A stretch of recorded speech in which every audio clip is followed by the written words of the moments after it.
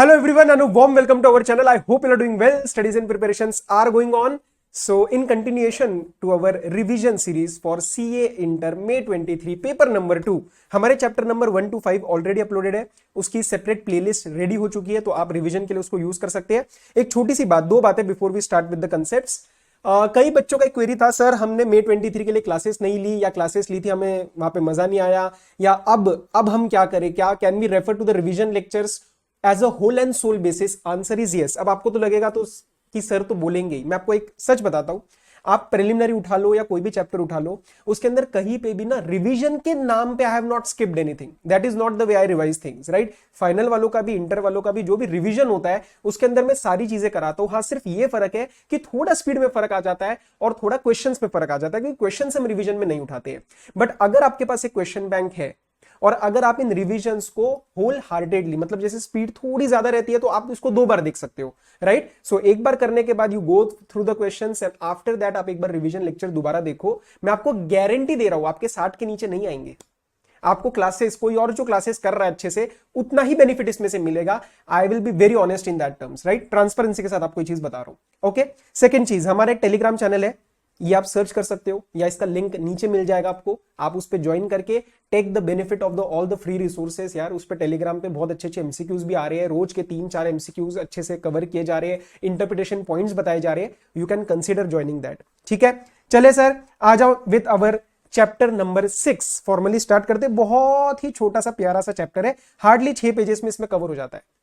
Okay. Registration of charges. Sir पहले as usual chapter के नाम को देखते हैं. रजिस्टर करना है मतलब किसी के साथ रजिस्टर करना है. किसके साथ? अरे सर हमें पता है, सारी चीजें तो आरओसी के साथ रजिस्टर होती है. और सर चार्ज क्या होता है? देखो, इन जनरल वर्ड आपने सुना है चार्ज, पर्सन इन चार्ज मतलब कंट्रोल. अब देखो, for example there is a company Adani Enterprises. Okay. Adani Enterprises ने एक बैंक को बोला, एचडीएफसी को बोला कि सुन, मेरा काम वगैरह बहुत बढ़ रहा है, I need a loan of let's say 100 crore. Okay. Now the bank will say okay, मैं आपको 100 करोड़ रुपए दे दी, मतलब I will give you the 100 crore, but मुझे उसके अगेंस्ट कुछ सिक्योरिटी तो दो. अरे कल को 100 करोड़ वापस नहीं आया तो हम क्या करेंगे? तो उन्होंने कहा ठीक है. अडानी एंटरप्राइजेस ने बोला ये हमारी प्रॉपर्टी है, ठीक है, ये 100 करोड़ का कैलकुलेटर है, तो ये आप रख लो, और इसके ऊपर कंट्रोल, इसके ऊपर इंचार्ज, इसके ऊपर चार्ज आपका. कब तक? जब तक मैं वापस नहीं करता पैसा. ये राइट, समझ आ रही है चीज? तो बैंक ने इसके ऊपर चार्ज लिया, और इस चार्ज को मतलब अरे ये ट्रांजैक्शन की अडानी ने पैसा उठाया और चार्ज क्रिएट हो चुका है, इस चार्ज को रजिस्टर कराना पड़ता है आरओसी के पास.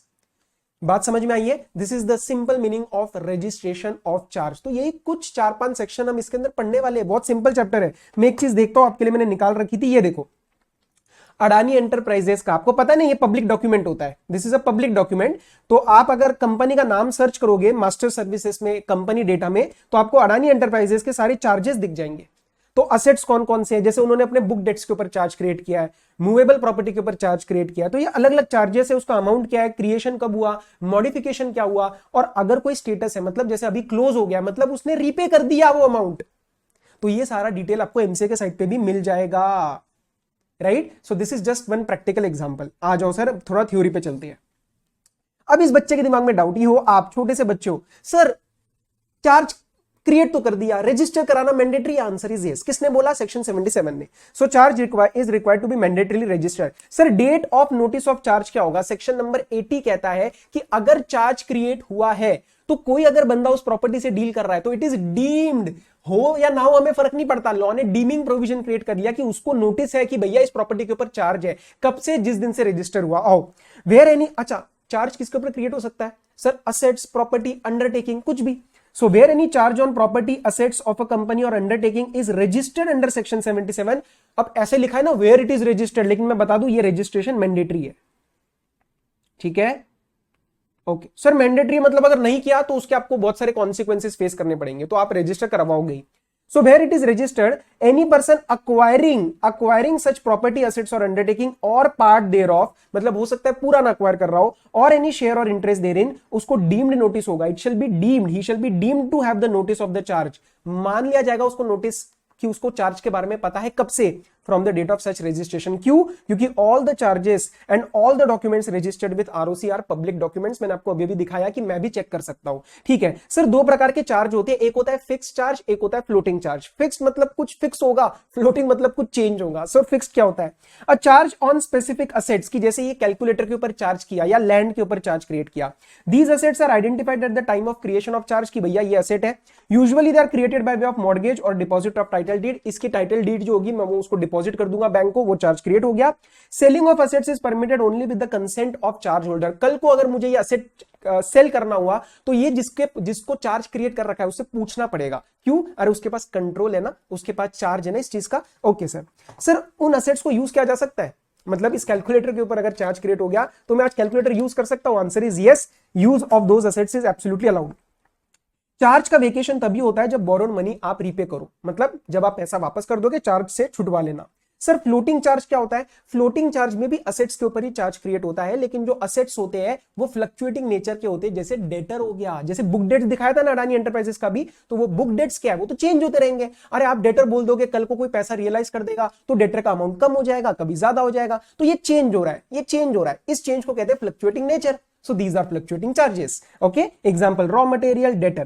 So reason of fluctuation क्या है? Because the borrowing company is permitted to use them for trading or producing the final goods of sale. जैसे raw material हो गया example, तो आप raw material use करोगे और final product बनाते जाओगे, तो raw material के ऊपर जो चार्ज होगा वो हिलता जाएगा जैसा जैसा raw material use होता जाएगा। So this is the reason of fluctuation. Sir ऐसा कब होगा? जब floating charge फिक्स में कन्वर्ट हो जाएगा। मतलब ऐसी कोई डेट होगी क्या कि इस दिन के जो डेटर है अब या इसके बाद के जितने डेटर है वो हमारे फिक्स्ड, वो उतना हमारा चार्ज हो जाएगा। यस, अगर आपने मनी रीपेमेंट नहीं किया तो देखो क्रिस्टलाइजेशन, उसको कहते हैं क्रिस्टलाइजेशन ऑफ फ्लोटिंग चार्ज, मतलब it is converted into fixed. So when the creditor एनफोर्सेस the security, मतलब क्रेडिटर ने बोला नहीं भैया अब ये फ्लक्चुएटिंग जो है ना वो मुझे आज चाहिए, एनफोर्स करो इस सिक्योरिटी को क्योंकि शायद आपने मेरा रीपेमेंट नहीं किया होगा। तो आगे देखो, और the company goes into liquidation.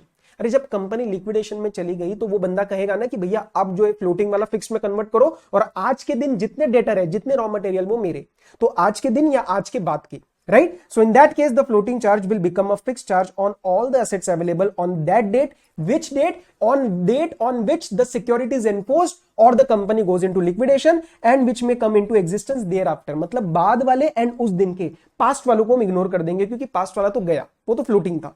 ठीक है sir. Duty to register charges, company की सबसेक्शन 1 में ड्यूटी बनी कि भैया तू रजिस्टर करियो अपने आरओसी के साथ। क्या रजिस्टर करना है sir? Particulars of charge which are signed by the company and the charge holder. तो मेरे केस में Adani Enterprises was the company and HDFC was the charge holder. तो दोनों ने जो साइन किया होगा वो along with the instrument if any, depend करता है case to case, creating such charge in the prescribed form, जो मैं अभी आपको रूल 3 पे लेके जाऊंगा, उसमें सारे चार्ज के फॉर्म्स आने वाले हैं। CHG मैंने आपको बताया था ना, एक नोमेनक्लेचर होता है हर एक चैप्टर का, तो यहां पे चार्ज है तो इसका नोमेनक्लेचर होगा CHG।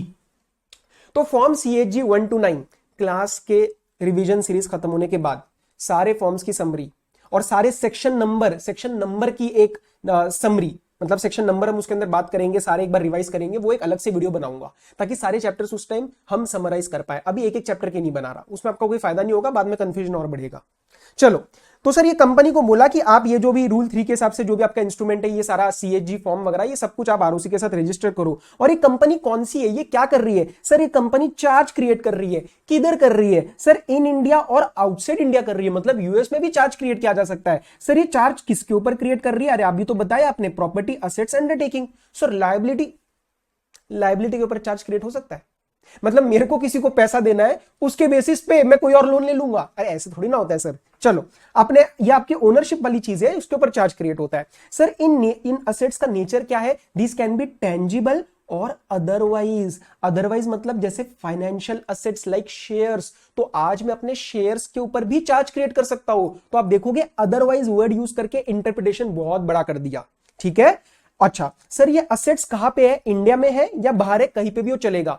सर आपने दो बार क्यों बोला इन इंडिया आउटसाइड इंडिया? सुनो मेरी बात ढंग से, ये चार्ज क्रिएशन की बात कर रहा है इन इंडिया आउटसाइड इंडिया, ये लोकेशन ऑफ असेट्स की बात कर रहा है, दोनों में बेहद फर्क है। ठीक है सर, चार्ज कब तक आपको रजिस्टर करना है? With in 30 days of creation. Sir delay allowed है क्या? यस, मैं अभी आपको नीचे कराऊंगा, टोटल 120 डेज आपको मिलते हैं डीले मिला के। अच्छा सर, सपोज इस केस में अडानी एंटरप्राइजेस ने चार्ज को रजिस्टर नहीं किया, तो क्या एचडीएफसी या कोई और मतलब कोई उस प्रॉपर्टी को परचेज कर रहा है, ऐसा कोई परचेजर भी इसको रजिस्टर कर सकता है? आंसर इज यस, वो कर सकता है, बिल्कुल कर सकता है। ठीक है, उसके लिए मैं आपको दो सेक्शन पे लेके जाऊंगा, 78 जिसके अंदर एचडीएफसी क्रिएट करेगा और 79 जो प्रॉपर्टी अक्वायर कर रहा है कोई नया थर्ड पार्टी, वो भी रजिस्टर कर सकता है। चलो सर रूल 3 पे आ जाओ, registration of creation and modification of charge. Sir कौन से फॉर्म के अंदर आपको कोई भी रजिस्ट्रेशन कराना है, क्रिएशन का या चार्ज मॉडिफिकेशन का? तो अगर आपका डिबेंचर्स का केस है तो CHG 9 ऐसा कुछ करो, डिबेंचर्स बताओ ना इसमें क्या लेना हो सकता है, आप मुझे बता देना, मैं अगली क्लास में यूज कर लूंगा। डिबेंचर्स 9 डिबेंचर, ठीक है। और पहला फॉर्म होता है फॉर अदर देन डिबेंचर, तो कोई अगर प्रॉपर्टी वगैरह का रिस्पेक्ट में है तो वो सारा CHG 1 में हो जाएगा। लेकिन डिबेंचर्स के पर्पस के लिए आप चार्ज क्रिएट कर रहे हो तो आपको CHG 9 के अंदर देना है। कोई और है, कोई और लायबिलिटी है, कोई और चीज है, उसके लिए आप CHG 1 यूज कर लो। अच्छा सर वेरिफिकेशन करवाना पड़ता है, मतलब साइनिंग वगैरह करनी पड़ती है। तो वेयर द इंस्ट्रूमेंट और डीड रिलेट्स वेदर होली और partly to the property situated in India, पूरी या उसका कोई पार्ट भी चल जाएगा। अभी मैं ज्यादा इंटरप्रिटेशन में नहीं जा रहा हूं, जरूरत नहीं है रिवीजन क्लास में, बट सुन लो ये चीज, पार्टली मतलब उसका 10% इंडिया में है तो भी आपको यही वाला क्लॉज लगाना है। ठीक है, तो अगर थोड़ा सा चलो मेरे को ये दोनों पॉइंट कराने दो, फिर एक एग्जांपल कराता हूं। The copy shall be verified by certificate issued under the hand of any director, company secretary or any authorised officer of the charge holder. मतलब एचडीएफसी बैंक का बंदा भी चल जाएगा इसके अंदर ऑथेंटिकेट करने के लिए, ये तीनों चल जाएंगे। ये दोनों कंपनी के लोग हैं, ये चार्ज होल्डर का बंदा है। ठीक है, अच्छा सर अगर property situated outside India then the copy shall be verified by certificate issued under, ऊपर वाले 3 लोग तो आ ही गए। देखो 3 persons as stated above are covered here as well, और 2 एडिशनल पर्संस को अलाउ किया। कौन कौन? Under the seal of the, मतलब 2 अलग तरीके से हमने और अलाउ किया कि कंपनी की common seal if any, because common seal is not mandatory, or under the hand of some person other than the company who is interested in the mortgage or charge. It would depend upon facts of the case कि उसके अंदर कोई third party का कोई interest है तो वो भी इसके अंदर ऑथेंटिकेट कर सकता है, सर्टिफिकेट देके ऑथेंटिकेट कर सकता है। ठीक है, ऑथेंटिकेट मतलब वेरीफाई कर सकता है। अब मैं आपको एग्जाम्पल पॉइंट ऑफ व्यू से जो बता रहा हूं, इंटरप्रिटेशन का खेल है। अगर 100% सपोज कोई भी, मतलब property is not exactly immovable property, लेकिन कोई और प्रॉपर्टी है जिसका 100% आपका इंडिया में नहीं है, लेट्स से 90% इंडिया में है और 10% आउटसाइड इंडिया है, तो आप स्टिल ये वाला क्लॉज लगाओगे क्योंकि पार्टली इन इंडिया बोल दिया। और जब पूरा का पूरा बाहर है तो आप ये वाला लगाओगे। छोटी छोटी बातें हैं, इंटरप्रिटेशन का खेल है, घर पे डाउट्स नहीं आने चाहिए। चलो सर अगर मैंने पहले 30 डेज में जो है वो चार्ज क्रिएट नहीं किया तो एक काम करते हैं, आपको एडिशनल 30 डेज देते हैं। यहाँ पे बच्चे गलती करते हैं, इसको समझते हैं 60 डेज एडिशनल है, नहीं। आप देखो 60 डेज फ्रॉम सच क्रिएशन, तो क्रिएशन के आगे आपको एक 30 डेज का टाइम है प्लस 30 डेज का टाइम है, तो ये 60 डेज का टाइम हुआ। लेकिन उस केस में आपको एडिशनल फीस देनी पड़ेगी। लेकिन कोई बहुत ही नालायक इंसान निकला, उसने इन 60 डेज के अंदर भी रजिस्ट्रेशन नहीं किया, तो एक काम करो, आपको एडिशनल 60 डेज दे देंगे। अब ये क्रिएशन के 60 के बाद एडिशनल 60 मिल रहे हैं, तो मेरा टोटल हुआ 30 + 30 + 60। ये गलती मत करना कभी भी लाइफ में, तो टोटल आपको मिलेंगे 120 डेज। ठीक है, जब आप ये एक्सटेंशन ऑफ टाइम लिमिट के लिए एप्लीकेशन फाइल करोगे तब ध्यान रखना आपके पास सफिशिएंट कॉज होना चाहिए। आप ये नहीं बोल सकते मैं भूल गया, नहीं, आप बोलो कि मेरे को बीपी की कुछ प्रॉब्लम थी, मेरी तबीयत खराब थी, मेरे को कोविड था, मेरा ये हुआ, whatever it is, sufficient cause होना चाहिए। अच्छा सर फॉर्म नंबर वही रहेगा अदर देन डिबेंचर्स के केस में CHG 1, मतलब आप किस पर्पस के लिए चार्ज क्रिएट कर रहे हो। अदर देन डिबेंचर्स है तो CHG 1, अदरवाइज CHG 9। और उसमें आपको एक डिक्लेरेशन साइन करनी है कि आपने ये जो एक्सटेंशन का टाइम मांग रहे हो, and that needs to be signed by the company का कंपनी सेक्रेटरी और कंपनी का कोई भी डायरेक्टर। ध्यान रखना कोई भी डायरेक्टर, इन्होंने डिफाइन नहीं किया कि ये इंडिपेंडेंट डायरेक्टर है, होल टाइम डायरेक्टर है, पार्ट टाइम डायरेक्टर है, कोई भी डायरेक्टर हो सकता है, यहां पे कंफ्यूज मत होना।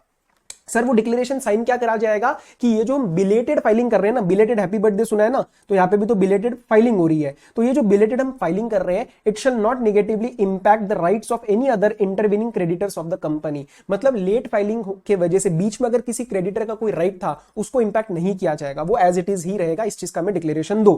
थर्ड प्रोविजन में अभी नीचे कराऊंगा, non applicability of section 77, this section shall not apply to certain charges which are prescribed. इसके रिस्पेक्ट में एक स्पेसिफिक सा अमेंडमेंट आ चुका है जो मैं आपको लास्ट में कराऊंगा, क्योंकि एडिशन है, लास्ट में अलग से आपको रिवाइज करना इंपॉर्टेंट हो जाता है एग्जाम पॉइंट ऑफ व्यू से। अच्छा सर जब आप चार्ज को रजिस्टर कर दोगे तो आपको एक सर्टिफिकेट मिलेगा, आपको मतलब ये सर्टिफिकेट इशू किया जाता है in the favour to the person in favour of whom the charge is created. तो हमारे केस में चार्ज किसके फेवर में क्रिएट हुआ था सर? HDFC बैंक में, राइट। तो ये जो सर्टिफिकेट मिलेगा, it will be given to the person in whose favour the charge is created. Sir ये कौन इशू करेगा? सर ये आरओसी इशू करेगा, आरओसी इशू करेगा जब भी आपका जो चार्ज मॉडिफिकेशन है या क्रिएशन है वो प्रॉपर ड्यूली रजिस्टर हो जाए। तो सर इसका फॉर्म क्या होगा, क्या 1 और 9 होगा? नहीं, अब आपको 2 और 3 लर्न करना है।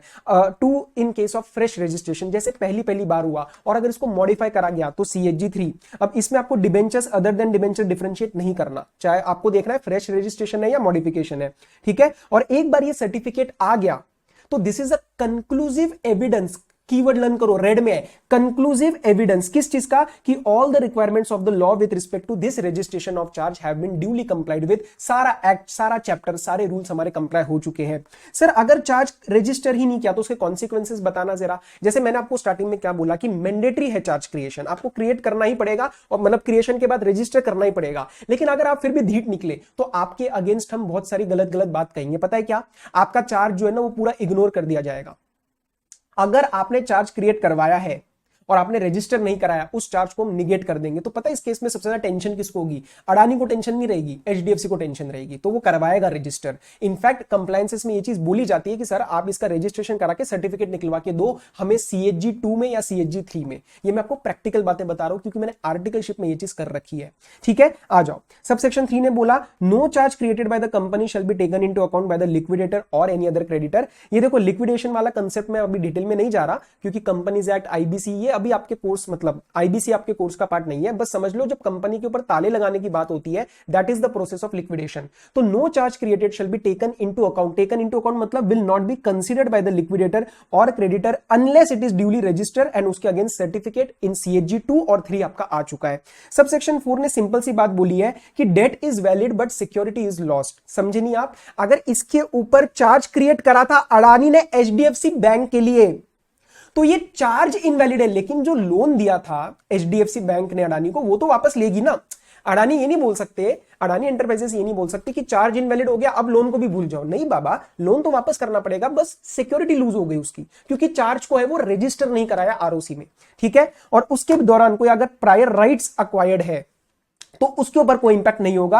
ए देखो, any subsequent registration of a charge shall not prejudice any right acquired in respect of any property before the charge is actually registered. ये काइंड ऑफ ऐसी बातें जो मैंने यहां पे बोल दी आपको कि अगर आप बाद में रजिस्टर कराते हो तो उस दौरान अगर कोई भी राइट्स एक्वायर करी गई है, कोई प्रॉपर्टी एक्वायर हो गई किसी की, किसी ने परचेज कर लिया, तो उसका आप इंपैक्ट नहीं करोगे, उसके ऊपर कोई चेंज नहीं आएगा, दैट विल बी वैलिड, वो अलग रहेगा, ठीक है सर। अब ना ये चार्ज होल्डर है, मेरे केस में जल्दी से बताओ ये कौन है? HDFC bank. HDFC तो बहुत टेंशन में है। मैंने कहा क्या हुआ भाई HDFC? हम चले गए उसके पास, मैंने कहा HDFC क्या हुआ? कह रहा है sir if the charge is not registered by Adani or there is some delay in registration my interest would be affected as seen about.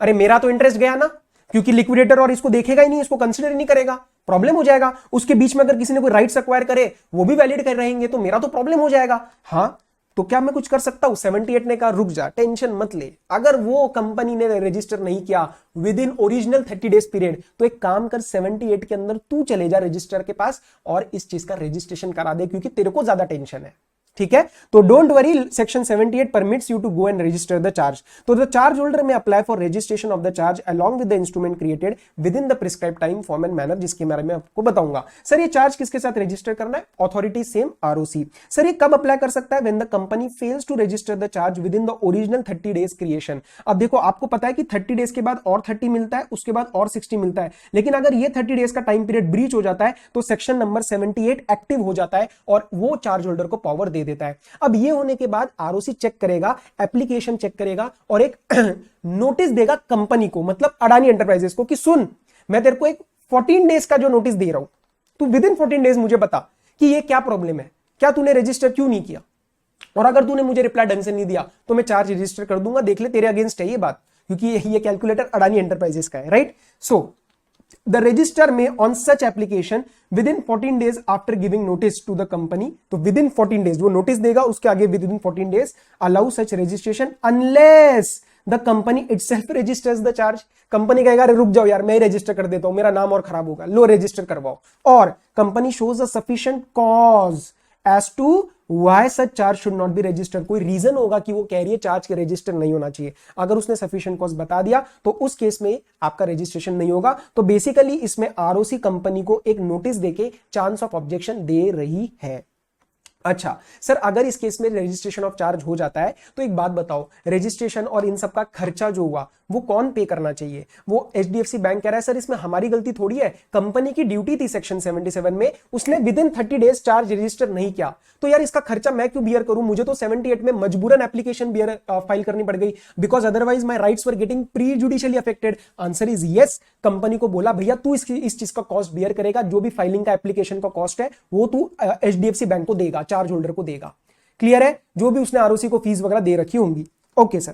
Section number 79, acquisition of property which is subject to charge and modification of charge. Sir simple सी बात, हम इसको ना bare act से नहीं पढ़ेंगे, मतलब bare act इसमें थोड़ी सी अलग है, तो एक सिंपल वर्ड्स मैंने दिए हुए उसी से पढ़ेंगे। आप सिंपल सी बात देखो, जब भी प्रॉपर्टी अक्वायर करी जा रही है, जब भी प्रॉपर्टी, जैसे अडानी का था नहीं है, इसके ऊपर चार्ज है, सिद्धेश ने इसको खरीद लिया, तो मैं पुराने वाले चार्ज को हटा दूंगा और नए चार्ज को रजिस्टर करवा दूंगा। सिंपल सी बात। अरे गिरमत भाई, सिंपल सी बात, ठीक है। व्हेन द प्रॉपर्टी, सिंपल पढ़ो, when the property on which the charge is created is sold, the earlier charge will be vacated and in its place new charge should be registered bye the company which has bought it. तो मेरे against charge register किया जाएगा। इसी तरीके से अगर कोई modifications होते चार्ज में तो उसको भी रजिस्टर कराना है दोबारा आरओसी के साथ, और आपका नया सर्टिफिकेट निकलेगा as per the modified terms. क्या आपको बात क्लियर हुई है? यस सर, क्लियर हो चुकी है। मुझे 2 मिनट का पानी पीने का समय देंगे।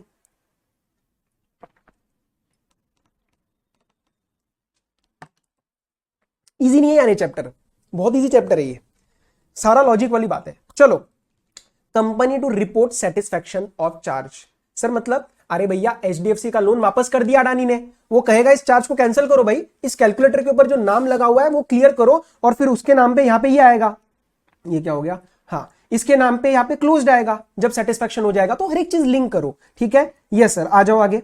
The company shall give intimation in the prescribe form. Rule 8 कहता है सीएचजी 4 फाइल किया जाएगा, तो 1923 हम कर चुके हैं। सीएचजी 4 के अंदर सेटिस्फैक्शन रिपोर्ट हो रहा है किसको? आरओसी को। तो वो आरओसी को बोलेगा सुन आरओसी, अडानी, इस केस में हमारा एग्जांपल है अडानी, तो अडानी आरओसी को कह रहा है सुन आरओसी, मैंने जो है ना पेमेंट कर दी है, मैंने पेमेंट कर दी है, अब इसको कैंसिल करो। आरओसी कहेगा अरे ऐसे कैसे भाई, पहले मैं एचडीएफसी बैंक से नहीं पूछूंगा कि पेमेंट आ चुकी है फिर ही मैं इसको कैंसिल करूंगा ना, तो उसको शो कॉज देना पड़ेगा, तो वो नोटिस इशू करता है। आओ थोड़ा डिटेल में पढ़ते हैं।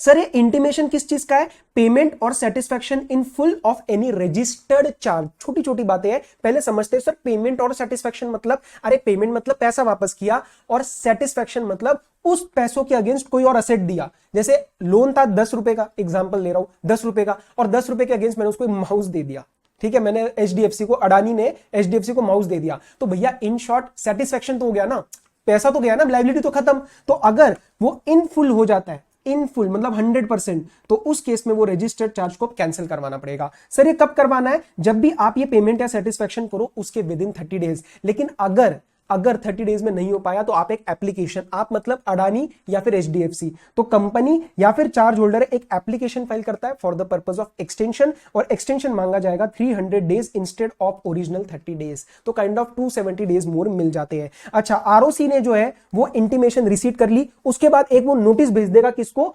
एचडीएफसी बैंक को, कि बता पेमेंट आ चुकी है ना, मैं यहां पे मेमोरेंडम ऑफ सेटिस्फैक्शन एंटर कर दूं ना, क्लोज कर दूं ना अपने बुक्स में। तो देखो, it shall cause a notice to be sent to the holder of charge, or reason of notice क्या है? Calling upon him to show cause as to why the payment और satisfaction should not be recorded as intimated to ROC. अब उसके बाद maximum 14 days है। Sir कभी कभार बच्चे गलती करते हैं, इंटरप्रिटेशन का खेल होता है, इसके अंदर पढ़ो time for with the charge holder to show cause, उसको कितने दिन में शो कॉज करना है? Within such time not exceeding 40 days as may be specified in the notice. So if I ask you what is the time limit, you cannot say 14 days, you have to say as specified in the notice which shall not exceed 14 days. Concept clear? Yes sir.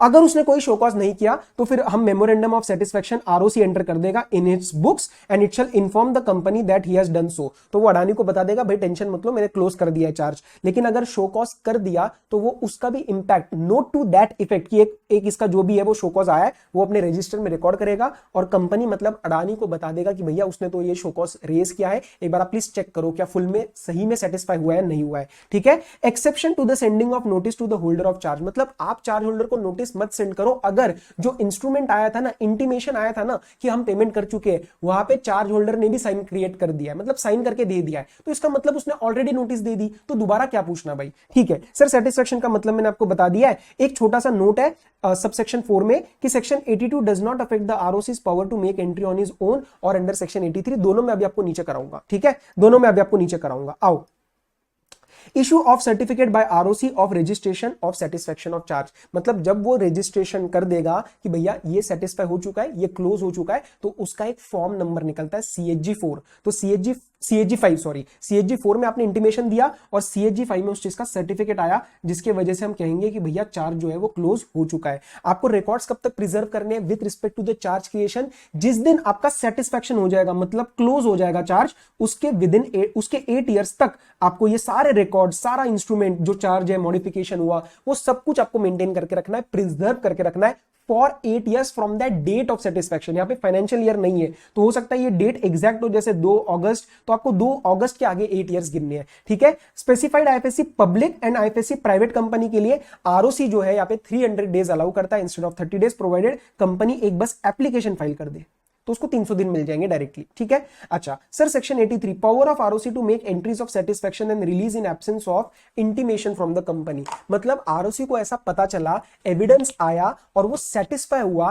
क्या satisfy हुआ कि sir company का जो charge है वो satisfy हो चुका है, या फिर सेटिस्फाई नहीं हुआ है पर ये प्रॉपर्टी चार्ज से मुक्ति मिल चुकी है, मतलब इट हैज बीन रिलीज, तो उस केस में वो उसका अपने रिकॉर्ड्स में एंटर कर देगा और बता देगा कंपनी और एचडीएफसी को कि मैंने ये एंटर कर दिया है। देखो, आरओसी एक एंट्री कर रहा है सबसेक्शन 1, द आरओसी में on evidence given to his satisfaction with respect to any registered charge, तो ध्यान से एविडेंस आना जरूरी है और उसका सेटिस्फेक्शन होना जरूरी है कि किसी रजिस्टर्ड चार्ज में the debt for which the charge was given has been paid और सेटिस्फाइड ईदर इन होल और इन पार्ट, तो पार्ट वाले में भी ये चीज लग जाएगी। जैसे 100 करोड़ का लोन था, 20 करोड़ रीपे हुआ, तो 20 करोड़ के रिस्पेक्ट में क्लोजर रिकॉर्ड होना चाहिए था ना आरओसी के रिकॉर्ड में, ये उसी की बात कर रहा है। और the part of the property और undertaking charge had been released और cease to form part of the company property और अंडरटेकिंग, मतलब या तो ये कैलकुलेटर चार्ज से हट चुका है या तो अडानी ने ये कैलकुलेटर ही बेच दिया है, तो उसको रिकॉर्ड तो करवाना था ना फिर आरओसी के केस में। ठीक है, तो आरओसी को इस चीज का एविडेंस मिल गया for the purpose of his satisfaction.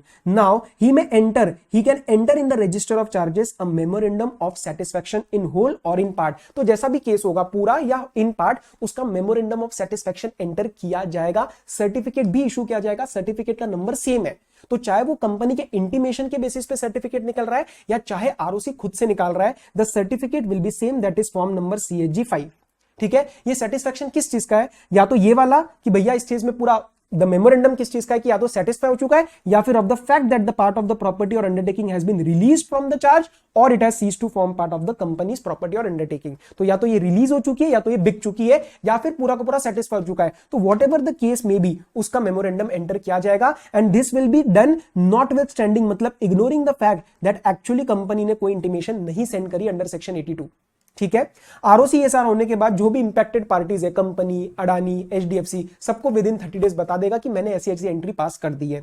अच्छा, section 84 intimation of appointment of receiver और मैनेजर, अगर प्रॉपर्टी के रिस्पेक्ट में कोई रिसीवर या मैनेजर अपॉइंट हुआ है तो उस केस में आपको कंपनी और आरओसी को बताना पड़ेगा कि ऐसा ऐसा अपॉइंटमेंट हुआ है। तो देखो, any person, who is the person, देखो, if any person obtains an order for appointment of receiver or person to manage, मतलब manager of the property subject to a charge, तो ठीक है चार्ज क्रिएटेड है लेकिन उस प्रॉपर्टी के ऊपर एक रिसीवर या मैनेजर अपॉइंट हुआ है, तो ऐसा कोई ऑर्डर आया है या फिर जो पर्सन खुद अपॉइंट कर रहा है किसी रिसीवर को या मैनेजर को, तो मतलब ऑर्डर आया या अपॉइंटमेंट हुआ, बात एक ही है। he shall give notice of such appointment along with the copy of order or instrument। अरे कोई ऑर्डर आया होगा ना कोर्ट वगैरह का जिसके थ्रू ये अपॉइंटमेंट हुआ है, ऐसे उठ के थोड़ी ना कोई बोल देगा कि सर इस केस में ये रिसीवर अपॉइंट हो रहा है, नहीं, तो वो ऑर्डर या इंस्ट्रूमेंट की कॉपी के साथ with in 30 days of the order of appointment along with the prescribed fees, उस ये पर्सन बताएगा कंपनी को भी और आरओसी को भी। ठीक है, इस चीज की नोटिस दे देगा। ये होने के बाद आरओसी क्या करेगा, he shall register the particulars of the receiver और दैट पर्सन जो कि मैनेजर की तरह है और that instrument in the register of charges, तो उस प्रॉपर्टी के रिस्पेक्ट में रिसीवर अपॉइंट हुआ है, मैनेजर अपॉइंट हुआ है, वो सारी डिटेल्स उसके रिकॉर्ड में आ जाएंगी। और जैसे ही उसका अपॉइंटमेंट खत्म हो जाएगा, मतलब जो पर्सन अपॉइंट हुआ था एज अ रिसीवर और मैनेजर, तो जैसे ही वो छोड़ देगा ऑफिस, वो प्लीज इस चीज का नोटिस आरओसी को देगा ताकि आरओसी उस चीज में वो नोटिस को भी रजिस्टर कर पाए कि ये रिसीवर या मैनेजर अब हट चुका है। देख लो subsection 2, Any person who is appointed under subsection 1 shall on ceasing to hold such appointment. आप प्लीज एक चीज की गलती मत करना, यहां पे जो नोटिस दे रहा है बंदा वो देखो कैसे है, he is obtaining an order for appointment of a receiver और ही अपॉइंट सच रिसीवर। लेकिन यहां पे कौन नोटिस दे रहा है? जो खुद अपॉइंट हुआ है। इतना ठीक है, अभी डिटेल में जाने की जरूरत नहीं है रिवीजन में, बट थोड़ा पढ़ते वक्त आपको डाउट्स नहीं आनी चाहिए कि यहाँ पे जो पर्सन अपॉइंट हुआ वो खुद ही नोटिस दे रहा है, right? So any person appointed he shall give to the company and ROC a notice to that effect. What effect? That वो सीज हो चुकी है अपॉइंटमेंट, अब जा रहा है वो, and the registrar shall register such notice. और ये नोटिस ऑफ अपॉइंटमेंट ऊपर सबसेक्शन 1 में along with the notice of cessation, ये जाता है फॉर्म नंबर CHG 6 में। तो 5 में अपना वो सर्टिफिकेट वाला पढ़ा लास्ट, CHG 6 के अंदर ये वाला specifically with respect to appointment and उसका सीजिंग अंडर सेक्शन 84। चलो सर, सेक्शन नंबर 87 पे आए, लास्ट सेक्शन है, rectification by central government in register of charges. Sir जो रजिस्टर ऑफ चार्जेस था उसमें कुछ गलतियां हो गई है इनएडवर्टेंटली, कोई मतलब जान के नहीं करी है, तो उस चीज का रेक्टिफिकेशन कराना, उस चीज के चेंजेस कराने हैं तो वो करवा देते हैं। तो वो सेंट्रल गवर्नमेंट एक ऑर्डर पास कर रहा है, हालांकि ये पावर अब डेलीगेटेड है to the regional director, okay, and this is read with rule number 12। अब अगर सेंट्रल गवर्नमेंट सेटिस्फाई हो गया क्या? That the omission to give intimation to the ROC of the payment और satisfaction of the charge within the time required under this chapter. आपको ऊपर बताया गया था 30+30+60 के अंदर रजिस्टर करा देना, सेटिस्फैक्शन आपको विद इन 30 और टोटल 300 डेज, तो वो भी आप करा देना। आपने नहीं किया, आपने ओमिट कर दिया है, ठीक है, और आरओसी ने भी अपने आप से नहीं किया है, लेकिन अब सीजी सेटिस्फाई हो चुकी है तो सीजी इसके अंदर ऑर्डर करेगी। और ओमिशन और misstatement of particulars in any filing previously made to the ROC with respect to any such charge और मॉडिफिकेशन और with respect to memorandum of satisfaction और एंट्री मेड अंडर 82-83। अरे मतलब कोई भी फाइलिंग हो रखी है, कोई भी आरओसी ने अपने तरीके से कोई एंटर करी है चेंजेस, तो उसके अंदर कुछ छोटा मोटा पार्ट जो है ओमिट हुआ है या फिर मिसस्टेटमेंट है, मतलब रॉन्ग गया है। ऊपर वाले में तो ओमिट हो गया, पूरा का पूरा गया ही नहीं, इस वाले में गया लेकिन उसके अंदर कोई पार्ट ओमिट हो गया या गलत तरीके से गया है, तो उस केस में अगर ये सेटिस्फाई हुआ, सर क्या सेटिस्फाई हुआ? बेसिकली कि ये हो चुका है, और ये किसके बेसिस पे हुआ? That the above acts were accidental और इनएडवर्टेंस, मतलब गलती से हो गए, ध्यान नहीं रहा, या एनी अदर सफिशिएंट कॉज, मतलब ठीक है इसके अंदर कोई मैलाफिड इंटेंशन नहीं है, और it is of a nature which is not to prejudice the position of the creditor और shareholders of the company. तो अगेन हम कहेंगे दीज आर नॉट मैलाफाइड, गलतियां हुई है, एक मतलब कहते हैं ना एक नॉर्मल सी गलती हुई है, या कोई मैलाफाइड एक्ट नहीं है, इंटेंशन गलत नहीं था, तो ठीक है। तो इस केस में आरडी जो है उसके पास एक एप्लीकेशन चली जाएगी, कौन फाइल करेगा? कंपनी या फिर any person interested would depend upon the facts of the case कि कौन इंटरेस्टेड है, तो वो एक एप्लीकेशन फाइल करेंगे, सर ये गलतियां हो गई है, माना कि ये जो गलतियां हुई वो हमारी कोई जान के नहीं करी है, तो अब प्लीज अब इसका जो है आप रजिस्ट्रेशन, हमारे टाइम लिमिट्स तो पूरी हो चुकी है, हम कुछ नहीं कर पा रहे, आप प्लीज इसका ऑर्डर कर दो ना in section number 87। Sir time होता अगर वो 120 वाला 300 वाला तो हम खुद ही कर देते ना, लेकिन टाइम हो चुका है, खत्म, ओमिट हो गया ना, देखो ना, omit with in the time prescribe. अगर 300 डेज सेटिस्फैक्शन वाला, 120 डेज क्रिएशन का रजिस्ट्रेशन वाला, वो अगर बचा है टाइम तो हम खुद ही कर देते, लेकिन अब नहीं हो पा रहा है, लेकिन हमारी इसके अंदर कोई मैलाफिड इंटेंशन नहीं है, तो प्लीज आप जो भी टर्म्स कंडीशंस बताओगे, जो whatever deems fit and just an expedient to you, आप प्लीज एक ऑर्डर पास करो and direct the time for giving of intimation of payment और सेटिस्फैक्शन शैल बी एक्सटेंडेड। तो जैसे ओरिजिनल 300 डेज वाला मेरा टाइम लिमिट नहीं हुआ पूरा, अब आप थोड़ा सा एक्सटेंड कर दो और हमें अलाउ कर दो, या फिर एक काम करो आप खुद ही जो है वो मिस स्टेटमेंट जो है रेक्टिफाई करवा दो, हम कुछ नहीं फाइल कर रहे, राइट? ओके, अब दो छोटी छोटी अमेंडमेंट्स आई थी। नॉन एप्लीकेबिलिटी ऑफ रूल 3, जो रूल 3 ऊपर फलानी चीजें पढ़ी ना हमने, क्रिएशन के बारे में, वो रजिस्ट्रेशन के बारे में, सो रजिस्ट्रेशन ऑफ क्रिएशन और मॉडिफिकेशन ऑफ चार्ज, वो एक केस में नहीं लगता। किस केस में? अगर एक बैंकिंग कंपनी आरबीआई के साथ आरबीआई से लोन और एडवांस ले रही है अंडर सेक्शन 17 ऑफ RBI act. Sir RBI act का सेक्शन 17 जानने की जरूरत है? Answer is no. वो सेक्शन 17 आपको दिया जाएगा, या फिर हो सकता है वो सेक्शन भी ना दे, आपको सिर्फ बोले आरबीआई से लोन लिया है, तो आरबीआई से लोन लिया, उसके अगेंस्ट कोई चार्ज क्रिएट किया या मॉडिफाई किया इन फेवर ऑफ आरबीआई, वो चार्ज आपको रूल 3 के अंदर लेके नहीं आना, रजिस्टर नहीं कराना है। उसके सिवाय एक नया रूल आया है, छोटी सी उसने बात बोली है कि अगर कोई कंपनी लिक्विडेशन में है, कोई रिजोल्यूशन में है, सर ये ना थोड़े टर्म्स जो है ना ये आईबीसी से आने वाले हैं, आईबीसी के डिटेल में अभी नहीं जा रहा, आपको जरूरत नहीं है, ये आप थोड़ा सा लर्न कर लो, रिजोल्यूशन प्रोफेशनल वाला वर्ड। तो सिंपल सी बात कि जब ये ई फॉर्म्स हमने ऊपर पढ़े, अब क्योंकि ना कंपनी लिक्विडेशन में है, तो लिक्विडेशन में जब आईबीसी लगता है ना, तो कंपनी के पास कोई कंट्रोल नहीं रहता है, मतलब कंपनी का कोई डायरेक्टर वगैरह उसमें कंट्रोल में नहीं है, तो इसीलिए उस केस में फॉर्म की साइनिंग कौन करेगा, इसमें प्रॉब्लम आने लग गई। तो ये अमेंडमेंट आया, अमेंडमेंट मतलब रूल 13 नया आया और उसने बोला कि साइनिंग ऑफ चार्ज ई फॉर्म्स जो CHG 1 to 9 हमने अभी पढ़े बाय इंसॉल्वेंसी रिजोल्यूशन प्रोफेशनल और आरपी और liquidator for companies under resolution और लिक्विडेशन। मैं छोटा सा हिंट दे रहा हूं क्योंकि मुझसे रहा नहीं जा रहा है, ठीक है, आपको डाउट नहीं आना चाहिए। आईबीसी के अंदर ना दो प्रोसेस होते हैं, एक होता है रिजोल्यूशन और एक होता है लिक्विडेशन। सिंपल सी बात समझो, रिजोल्यूशन के अंदर जो वर्ड आता है वो होता है रिजोल्यूशन प्रोफेशनल और लिक्विडेशन में जो वर्ड आता है वो होता है लिक्विडेशन। इन दोनों में फर्क क्या है मैं अभी कुछ नहीं चाह रहा क्योंकि आपको जरूरत ही नहीं है, बस आप समझो ये दो वर्ड्स आने वाले हैं, ठीक है। तो इस केस में जो भी ये फॉर्म CHG 1 है, CHG 4 है, CHG 8 है, CHG 9 है, ये साइन कौन करेगा, ये साइन कौन करेगा। तो इस केस में देखो ना, जैसे ये CHG 1 other than debenture, CHG 9 वाला, CHG 1 sorry for debenture, CHG 9 other than debentures, तो ये सारे फॉर्म्स को साइन कौन करेगा, they shall be sign by the insolvency resolution professional और रिजोल्यूशन प्रोफेशनल। पेपर के लिए आप एक भी लर्न कर सकते हो कि सिर्फ रिजोल्यूशन प्रोफेशनल और liquidator for companies which are under resolution और लिक्विडेशन एज द केस में भी, राइट। एंड फिर आप उसको फाइलिंग करोगे ROC के साथ, तो फाइल तो करना ही पड़ेगा ना, फाइल तो करना ही पड़ेगा ROC के साथ ही, किसी और के साथ नहीं फाइल करना, authority will remain same, right. So this was कितने टाइम में किया हमने, 30-35 मिनट्स में हमने पूरा का पूरा चैप्टर नंबर 6 जो है अच्छे से रिवाइज किया है, कुछ भी पार्ट नहीं छोड़ा, कुछ भी पार्ट नहीं छोड़ा है, कुछ भी नहीं, ठीक है। अब इसके MCQ सॉल्व करना, टेलीग्राम चैनल पे जरूर आना, ठीक है, उस पर फर्स्ट हैंड इंफॉर्मेशन मिलती है और बहुत सारे इंटरप्रिटेशन पॉइंट्स मिलती है, आपको लॉ बिल्कुल अच्छे तरीके से कवर करवाई जाएगी, ठीक है। So till then all the very best, chapter number 7 में मिलेंगे हम। All the very best, study well, take care, be safe, bye bye. अच्छा, ये वाले जो नोट्स आप ध्यान रखना, हर उसमें मैं जो ये हैंड रिटन नोट्स यूज कर रहा हूं, जैसे लास्ट में डिपॉजिट्स किए थे, ये भी टेलीग्राम चैनल पे है, तो प्लीज उसको देख लो, ठीक है। चलो take care, bye bye, have a good day.